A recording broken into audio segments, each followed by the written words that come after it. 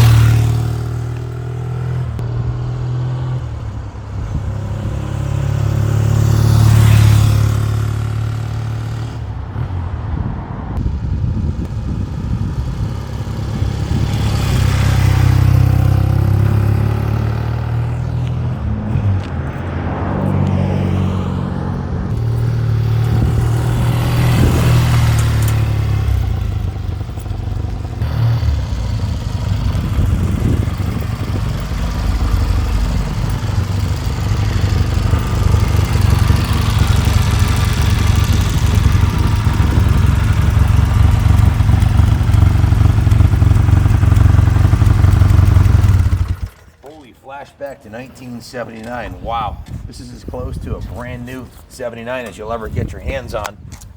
This was owned by a good friend of mine, Mike Nardone, who's also benefactor of the museum here. He has a XR 750 hill climber that he still campaigns on the New England hill climb circuit. He's 67 years old.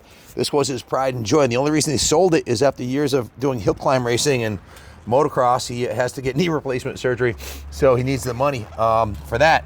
But he had a obsession with this motorcycle that most people would question the sanity of investing this much money into a classic, but I understand it because I've done it 100 times myself. I have 47 pages of invoices and work orders for what he had done to this motorcycle, not including what we did to it when we got it from him, because we took it to the next level, bought it through the detail shop, put the brand new chrome exhaust on it, polished up all the aluminum. I'll get into that in a second, but I guess I'll start with the engine, because that's the heart of this machine. And if you didn't know, a Triumph 70 Bonneville wheelie, this thing will wheelie first, second, and third gear. Check this jacket out right here.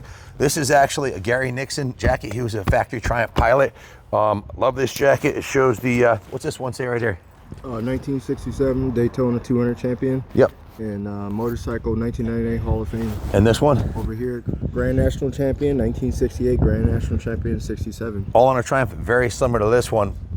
Actually, his was a 650 originally, but and then they bored him out to 750, and this is a production version of the bikes that he would flat track and TT race and road race. So phenomenal machine.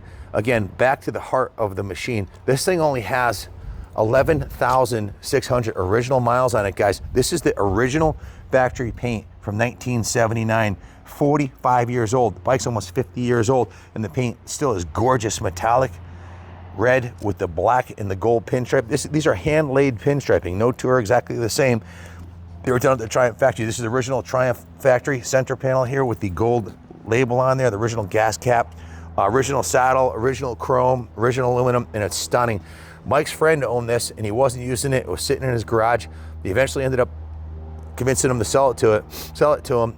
Mike's a racer. He has an XR 750 hill climber, so he wants everything perfect. So he took the engine out of the frame, split the engine cases, and did the most thorough rebuild, the most thorough documented rebuild I've had on any 750. I've got a beautiful selection of a dozen world-class Triumphs in the museum right over there, in the New England Motorcycle Museum.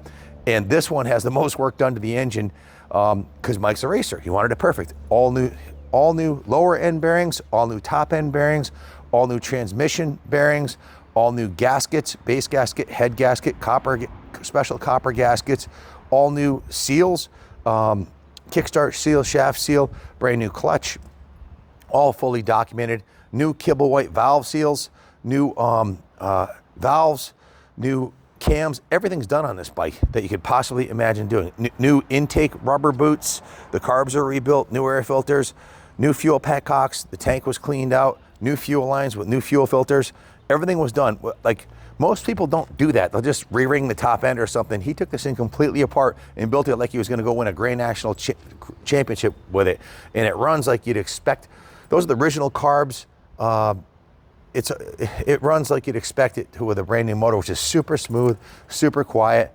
Everything's on point on it. We did replace the exhaust system back here, the mufflers. These are the original head pipes from 1979 on here, but the mufflers are brand new, the reproduction mufflers. We also put a brand new master. The mufflers were like, I think they were like $350. And then the master cylinder, the rear master cylinder was like $300. Just those two parts was $650. Mike's stack of 47 pages of receipts, I haven't added up, but he put a lot of money into this bike. Engine is brand new. You can see the cylinder was repainted. All the aluminum on the engine cases was polished. It's a beautiful motor. It doesn't leak oil anywhere because it has all new gaskets on it. It's brand new.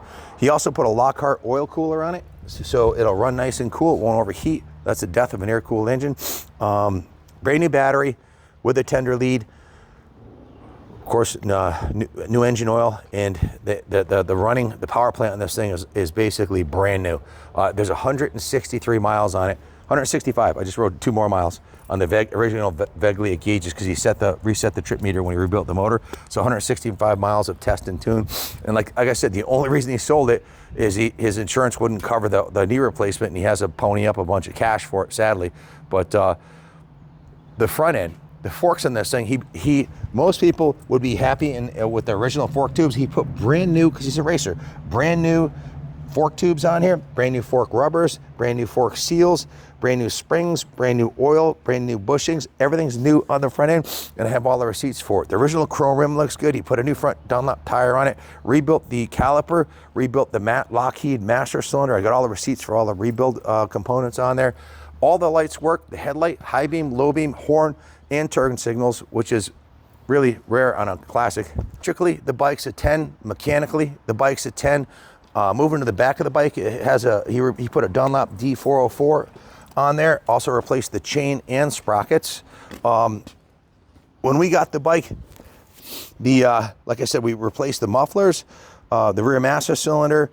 Went through the service department. I got some notes on what we did there. I don't remember exactly what we did. Didn't need much. Then I went to the detail shop, and John Lee spent a full 10-hour day on it. He polished the aluminum engine case covers on both sides. He polished the fork lowers on the front.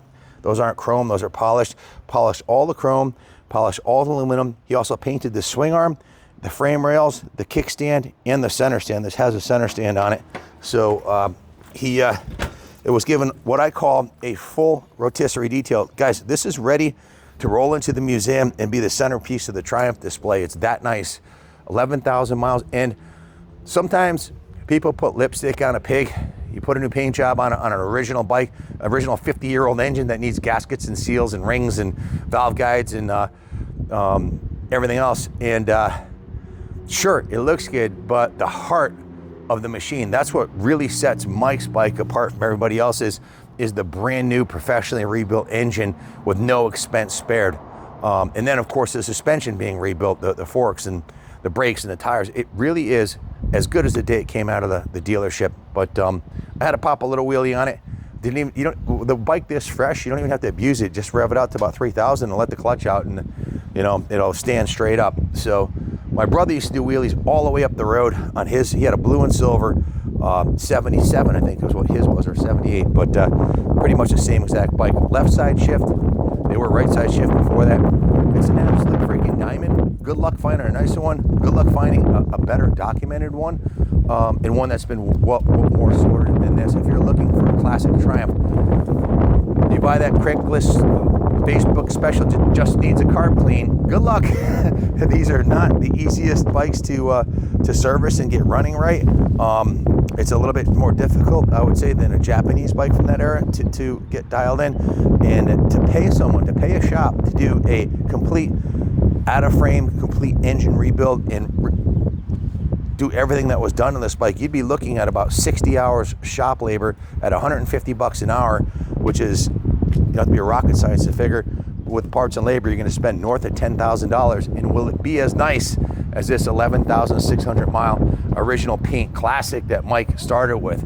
Probably not. So if you're looking for one, the work's done, give us a call. My son Kenny Jr. handles all the sales here. We do financing in-house through Freedom Road, and we can ship this anywhere in the world for you. We also take trades too, so if you got an interesting trade and you're reasonable, we'll work with you. So Mike asked me to find a forever home for his Triumph here and his YZ490 and his MX175, his IT125 Yamaha. That was his pit bike that you're using the pits. He's not selling his XR750 Hill Climber. I'm first in line for that one when it does come up for sale. But I can tell you, if you buy a Mike Nardone motorcycle, you're getting a machine that has been owned by a motorcycle enthusiast who's a world-class mechanic, and it's going to be a fantastic machine. This one's Kaplan America approved. Thanks for watching, and God bless America.